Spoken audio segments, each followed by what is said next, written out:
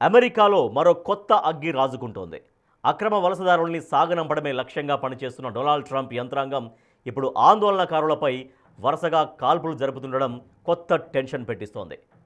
చిన్నారుల అరెస్టు, జనవరి ఫస్ట్ వీక్లో ఒకరిపై కాల్పుల ఘటనలు మరిచిపోకముందే ఇప్పుడు మిన్నెసోటాలో మరో మంట పుట్టింది. మరి ఈ ఘటన ఎటువైపు దారితీయబోతోంది? అమెరికాలో ఆందోళనలు మరింత ఉధృతం కాబోతున్నాయా?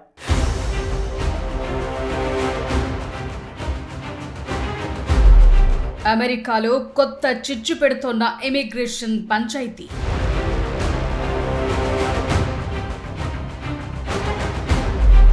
మొన్న చిన్నారుల అరెస్ట్,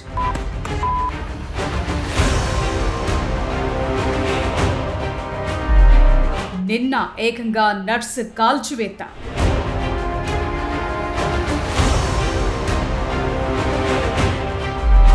అగ్రరాజ్యంలో అగ్గి రాజేస్తున్న ఇమిగ్రేషన్ అధికారుల తీరు. ఇమిగ్రేషన్ అండ్ కస్టమ్స్ ఎన్ఫోర్స్మెంట్ అమెరికాలో ఇప్పుడు ఈ పేరు వింటేనే కొందరికి వణుకుస్తోంది, మరికొందరికి కోపం కట్టలు తెంచుకుంటోంది. ముఖ్యంగా మిన్నెసోటాలో అయితే ఇప్పుడు ఐసీఈకి వ్యతిరేకంగా ఆందోళనలకు దిగుతున్నారు. నిజానికి అక్రమ వలసదారులను గుర్తించి వారి దేశాలకు సాగనంపటం అనే టాస్క్ తో ఈ స్టేట్ లో ఐసీఈ మంచి దూకుడుగా పనిచేస్తోంది. ఇదే టైంలో ఏకంగా 5 ఏళ్ల చిన్నారి లియామ్ కెనోజో రామోస్ ను ఇమిగ్రేషన్ అధికారులు నిర్బంధించడం సెన్సేషన్ గా మారింది. ప్రీ స్కూల్ నుంచి వస్తున్న బాలుణ్ణి, అతడి తండ్రిని అధికారులు అదుపులోకి తీసుకుని టెక్సాస్ లోని నిర్బంధ కేంద్రానికి తరలించారు. ఇదే అమెరికా వ్యాప్తంగా ఓ అలజడిని సృష్టిస్తే ఇప్పుడు ఏకంగా మరో వ్యక్తిని కాల్చి చంపటం ఈ ఆందోళనలకు మరింత ఆజ్యం పోసింది. మిన్నెసోటాలో మామూలుగానే ఆందోళనలు తీవ్ర రూపంలో ఉన్నాయి. ఇక ఆ స్టేట్ లోని ముఖ్య నగరమైన మినియాపోలిస్ లో అయితే పరిస్థితి మరింత దారుణం. ఇప్పుడు మీరు చూస్తున్న వీడియో ఆందోళనల్లో పాల్గొన్న ఓ వ్యక్తిపై department of home land security ఏజెంట్లు కాల్పులు జరుపుతున్నప్పటిది. ఈ కాల్పుల్లో ఆ వ్యక్తి మృతి చెందాడు. ఇప్పుడు ఈ కాల్పులు మిన్నెసోటాలో పరిస్థితి మరింత ఉద్రిక్తంగా మారేలా చేసింది.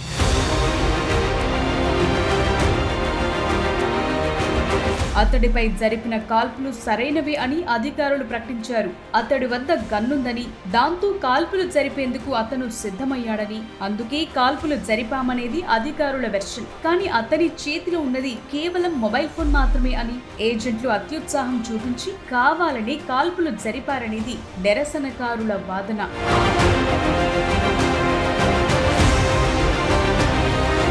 మృతి చెందిన వ్యక్తి ఒక అమెరికన్ సిటిజన్. అతని పేరు అలెక్స్ ప్రెట్టి. నిజానికి ఈ ఘటనకు సంబంధించిన వీడియోలు చూస్తుంటే ఒక్కటి మాత్రం క్లారిటీగా తెలుస్తుంది. అలెక్స్ చేతిలో ఉన్నది గన్ కాదు, సెల్ ఫోన్ అని.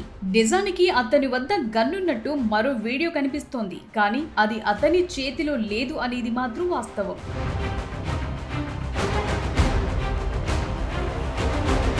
నిజానికి ఆందోళనలు జరుగుతున్న సమయంలో అక్కడికి వచ్చిన ఏజెంట్లు అలెక్స్ మధ్య పెనుగులాట జరిగింది. అతడిపై దాడి చేసి పెప్పర్ స్ప్రేను ప్రయోగించారు. ఆ తరువాత అతన్ని కింద పడేసి అతనిపై దాడి చేశారు. ఇదే సమయంలో ఒక ఆఫీసర్ అతని నుంచి ఒక వస్తువును లాక్కెళ్లాడు. ఇంతలో మరో ఆఫీసర్ వెంటనే గన్తో కాల్పులు జరపటం ప్రారంభించాడు. కేవలం ఒకసారి కాల్పులు జరపకుండా పలుసార్లు జరపటంతో అలెక్స్ మృతి చెందాడు. ఇప్పుడు ఈ వీడియో వైరల్ గా మారింది.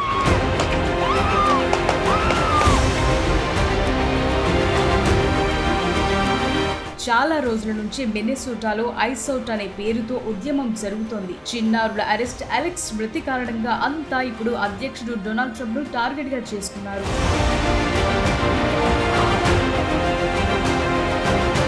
ఇక్కడ సమస్య ఏంటంటే మిన్నెసోటా గవర్నర్ డెమోక్రాట్. దీంతో ఇది పొలిటికల్ టర్న్ తీసుకుంది. అసలు మిన్నెసోటాలో ఫెడరల్ ఇమిగ్రేషన్ అధికారులకు ఏం పని అని ప్రశ్నిస్తున్నారు డెమోక్రాట్లు. వారంతా వెంటనే రాష్ట్రాన్ని విడిచిపెట్టి వెళ్లాలని, రాష్ట్ర హక్కులను కాపాడాలని డిమాండ్ చేస్తున్నారు. కానీ ట్రంప్ మాత్రం ఫెడరల్ ఏజెంట్లను వెనకేసుకొచ్చారు. Governor Tim Walz, Minneapolis mayor Jacob ఫ్రేను టార్గెట్ చేశారు. అలెక్స్ వద్ద గన్నుందంటూ కొన్ని ఫోటోలను షేర్ చేశారు.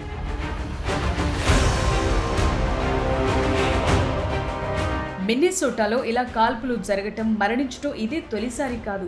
జనవరి 7న కూడా మిన్నెసోటాలో రెనీగుడ్ ను ఫెడరల్ ఇమిగ్రేషన్ ఏజెంట్ కాల్చి చంపారు. ఈ ఘటన తరువాత నగరంలో అనేక నిరసనలు చేపట్టారు. ఈ ఘటన జరిగిన కొన్ని వారాల తర్వాత ఐసీఈ అధికారులు మరో వ్యక్తిని కాల్చి చంపటం నిరసనలను పెంచుతోంది. అయితే ఈ ఘటనలను ట్రంప్ ఓపెన్ గా సమర్థించడం మరింత ఆందోళనను పెంచుతోంది.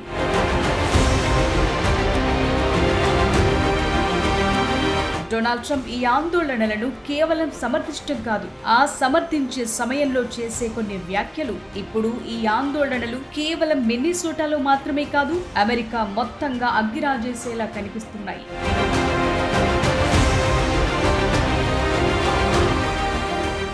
రోజు రోజుకు అమెరికా అధ్యక్షుడు డొనాల్డ్ ట్రంప్ తీరుపై చాలా మందిలో అసహనం పెరుగుతోంది. ఇంటా బయట పరిస్థితి ఇలాగే ఉంది. టారిఫ్ల పేరుతో ప్రపంచ దేశాలకు అమెరికా దూరం అవుతోంది.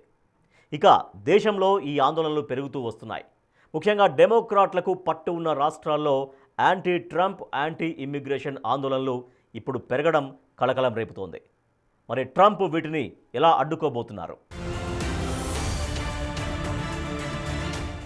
మిన్నెసోటా ఆందోళనలు కొత్త టెన్షన్ పెడుతున్నాయనే చెప్పాలి.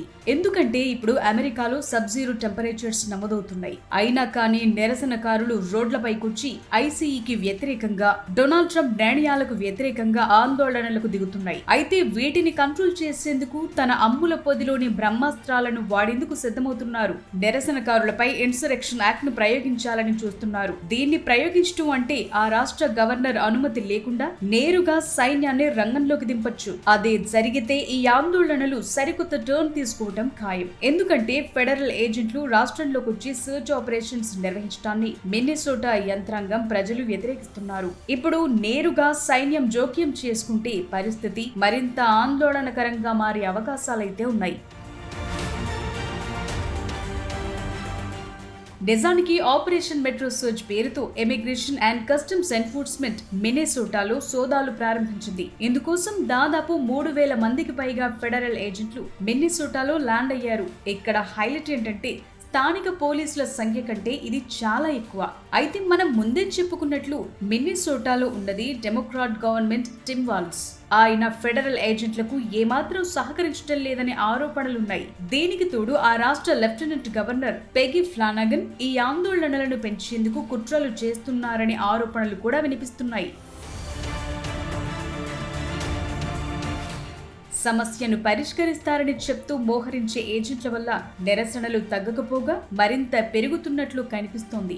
సామాన్యులుగా దుస్తులు ధరించి సాధారణ వాహనాల్లో తిరుగుతూ అందరినీ కిడ్నాప్ చేస్తున్నారనే ప్రచారం ఇప్పుడు ఊపందుకుంది. దీంతో ప్రజల్లో ఇంకాస్త భయాందోళనలు పెరిగాయి. ఇప్పటికీ ట్రంప్ నిర్ణయాలపై మిన్నెసోటా న్యాయ పోరాటం ప్రారంభించింది. ఆ రాష్ట్ర అటార్నీ జనరల్ ఇప్పటికే ట్రంప్ ప్రభుత్వంపై కేసు వేశారు. ఫెడరల్ ఏజెంట్లు శాంతియుత నిరసనకారులపై టియర్ గ్యాస్, పెప్పర్ స్ప్రే వాడకుండా కోర్టులు ఆంక్షలు విధిస్తున్నాయి. నిజం చెప్పాలంటే మిన్నెసోటాను ఓ ల్యాబ్ గా భావిస్తున్నారు ట్రంప్. తన కఠినమైన ఇమిగ్రేషన్ విధానాలను అమలు చేయడానికి ఈ రాష్ట్రాన్ని ల్యాబ్ గా మార్చేశారు. ముఖ్యంగా డెమోక్రాట్లు గవర్నర్లుగా ఉన్న రాష్ట్రాల్లోనే ఇలాంటి విధానాలను అమలు చేస్తున్నారనే ప్రచారం కూడా ఉంది. ఇదే కంటిన్యూ అయితే రాష్ట్రాలు వర్సెస్ ట్రంప్ అనేలా పరిస్థితులు మారే అవకాశం ఉంది. డొనాల్డ్ ట్రంప్ కు వ్యతిరేకంగా ఇలా నిరసనలు జరగటం ఇది తొలిసారి కాదు. గతంలో కూడా ప్రెసిడెంట్ ట్రంప్ తీరును నిరసిస్తూ దేశమంతటా నిరసనలు వెల్లువెత్తాయి.